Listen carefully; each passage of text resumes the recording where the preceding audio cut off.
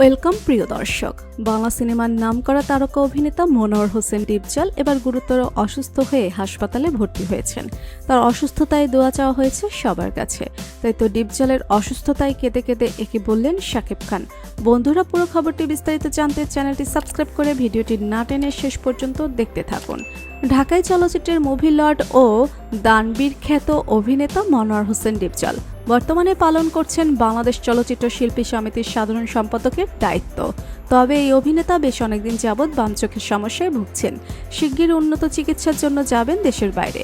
এ কারণে সবার কাছে দোয়া চেয়েছেন তিনি। এ প্রসঙ্গে ডিপজল গণমাধ্যমকে বলেন, চোখের সমস্যাটা বেশ ভোগাচ্ছে, ইতিমধ্যে দেশে চিকিৎসা করিয়েছে, কিন্তু আরও উন্নত চিকিৎসার জন্য চিকিৎসকরা পরামর্শ দিয়েছেন দেশের বাইরে যাওয়ার।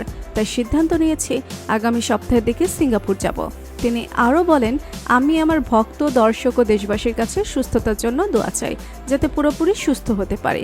এর আগে চিকিৎসার জন্য ভারত, থাইল্যান্ড ও মালয়েশিয়ায় গিয়েছিলেন ডিপজল। তবে সেখানকার চিকিৎসা ব্যবস্থায় তিনি পুরোপুরি সন্তুষ্ট হতে পারেননি। এজন্য আগামী সপ্তাহের দিকে সিঙ্গাপুর যাবেন এই অভিনেতা।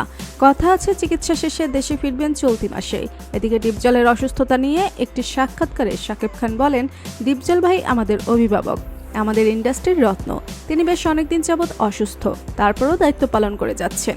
দোয়া করে তিনি দ্রুত চিকিৎসা নিয়ে সন্তুষ্ট হয়ে দেশে ফিরে আসুক। তো প্রিয় ভিউয়ার্স, অভিনেতা ডিপজলকে আপনার কেমন লাগে লিখে জানিয়ে দিন আমাদের কমেন্ট বক্সে। ভিডিওটি ভালো লাগলে একটি লাইক, কমেন্ট ও বন্ধুদের মাঝে শেয়ার করতে ভুলবেন না। আর আপনি যদি আমাদের চ্যানেলে নতুন হয়ে থাকেন তাহলে সাবস্ক্রাইব করে বেল আইকনটি বাজিয়ে দিন। ধন্যবাদ সবাইকে।